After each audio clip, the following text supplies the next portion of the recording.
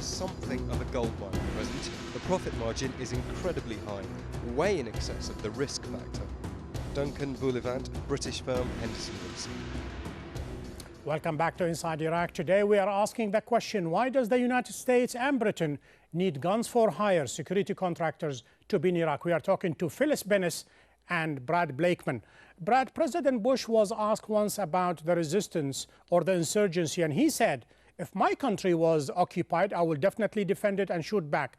So can you imagine why the Iraqis are shooting at the security contractors? The question is, are they a legitimate target or not? They're not a legitimate target. The same as a private security firm in the United States would not be a legitimate target.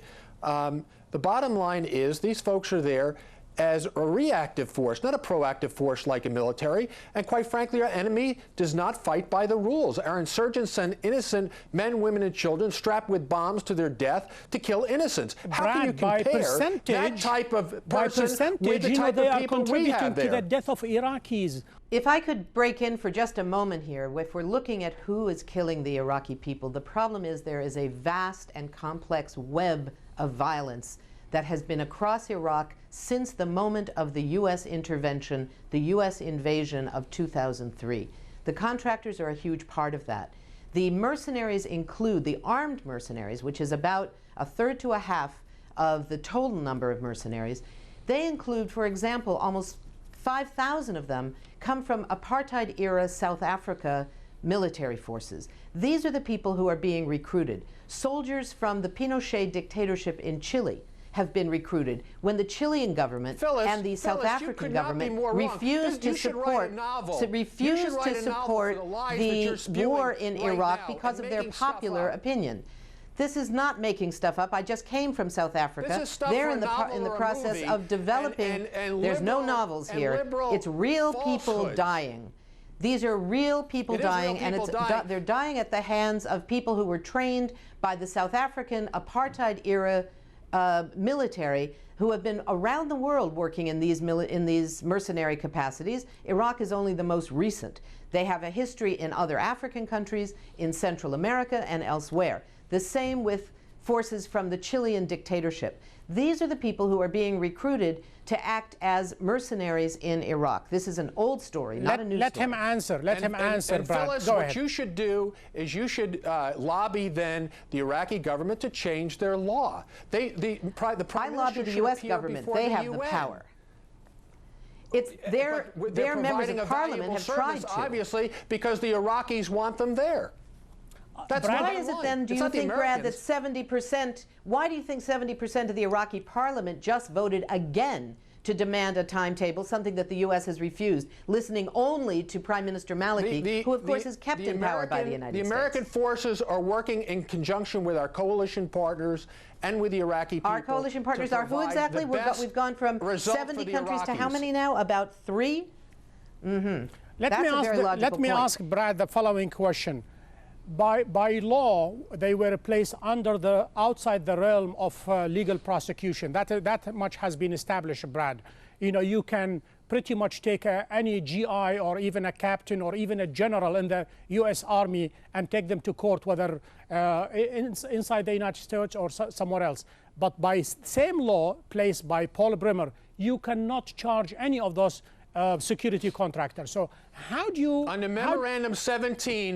Memorandum 17, which you speak of, yes, the coalition gave special rights, if you will, to outside contractors. Why? To be responsible to their host government's rule of law, because at the time there was no rule of law in Iraq. You know that, and now there is a rule of law. There is a government, and if the Iraqi government thought that these people were not providing a valuable service, they would pass a law and they would disappear. They want them there. And as if all those laws are implemented in Iraq, they're providing a service to the people. That brings me... They're providing a service to the United States military. They are providing a service to the United States military that the military doesn't have the capacity to do for itself.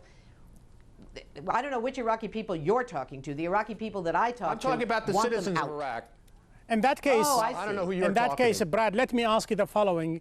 the family of the 4 lynched people in Fallujah back in 2004, which perhaps contributed tremendously to the upheaval that we are seeing right now, they are seeking justice. They have just sued Blackwater in an American court of law, and it is, it's proceeding. The question is, where do Iraqi people go for seeking justice? They should speak to their government. Yes, our security forces were granted special rights initially to be responsible to their own host government, but the Iraqi people should talk to their own government. But the Iraqi for people have no The bottom line is there are atrocities, hundreds of thousands of atrocities done by the Iraqis to the Iraqi people themselves. Don't single out one event. Yes, there have been the mercenaries are responsible There's as no much question and as about little that. as everyone else. No question about that. But the overwhelming atrocities have been by the Iraqis against the Iraqi people, and that's the tragedy. This is Go ahead, Phyllis. This is a small the Iraqis have no ability to get rid of these. The Iraqis have no ability to get rid of these mercenaries. The contracts are signed with the U.S. government and those corporations. The contracts are based on the original law signed by Paul Bremer in Rule 17 that says they will have immunity. That's the basis on which they're there. Their accountability is only to their own corporate headquarters, which is involved in trying to make a profit for their shareholders. The United States government aren't worth the paper they're written on if the Iraqis themselves don't want us there. The Iraqis have no power to challenge the U.S. government. By the stroke of a pen. The stroke of whose pen exactly?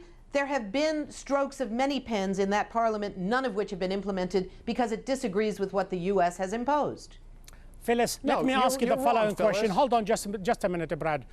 Flooding Iraq with these private security contractors, many people think it is nothing but short of an attempt for an exit strategy. Do you buy that argument, Phyllis?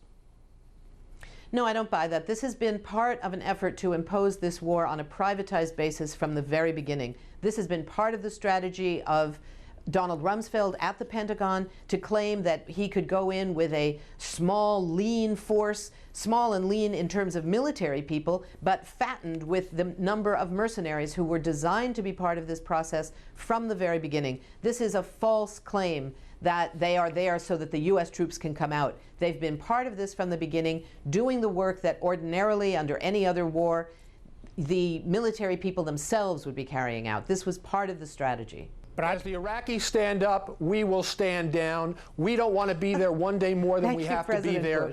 And because it's the truth. That's the truth, Phyllis. You don't like the truth. You see a cabal from everything. I wish the truth were true, you make Brad. statements that that are more Hollywood than reality. And you know that, Phyllis. You have to be controversial what Hollywood has to do because with that's your shtick. One of the realities talked about President Bush, Brad Blake, is the creation of the civilian corps. This is something the president has pushed for, and so far it has not come about. Do you think one day we're going to see, in addition to the U.S. Army, there is a civilian corps or something? Eric Prince, the leader of Blackwater, said, we need to create a contract brigade, some sort of a Federal Express army going to these hot zone areas. Our army, as I said before, is in a stage of transition.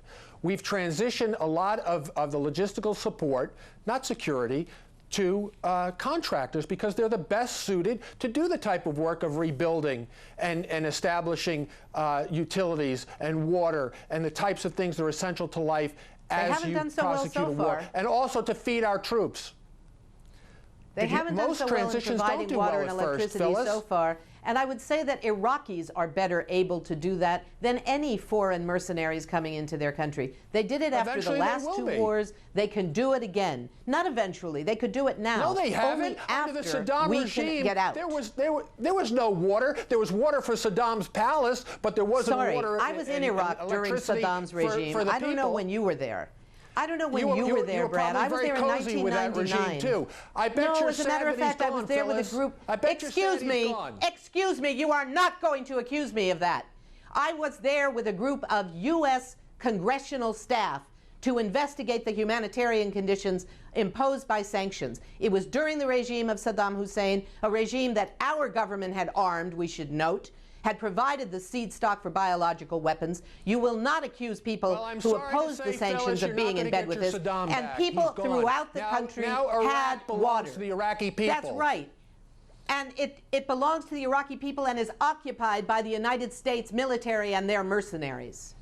If the Iraqi people didn't want us there, would be out tomorrow. Final question to you. Can you imagine the credibility deficit, the impact on the U.S. credibility by resorting to security contractors as viewed from this part of the world at minimum? No, I don't believe that's so at all. I think that in any transformation, there are going to be things that have to be changed and made better for future conditions. But overall, I think our security forces, our contractors that are over there, have been doing wonderful work. And some of the incidents that have happened are inexcusable. There's no question about that. But overwhelmingly, they have done a good job.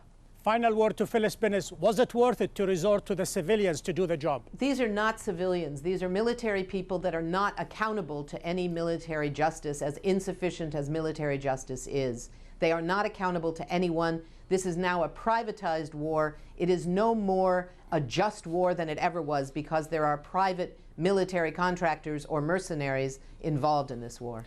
Phyllis Bennis from the Institute for Policy Studies, thank you. Brad Blakeman, a former senior advisor at the White House, thank you for being on Inside Iraq. To access the show and to send us your comments, please go to aljazeera.net/English. We have reached the end of our show for this week. Join me next week when we take another look inside Iraq. Goodbye.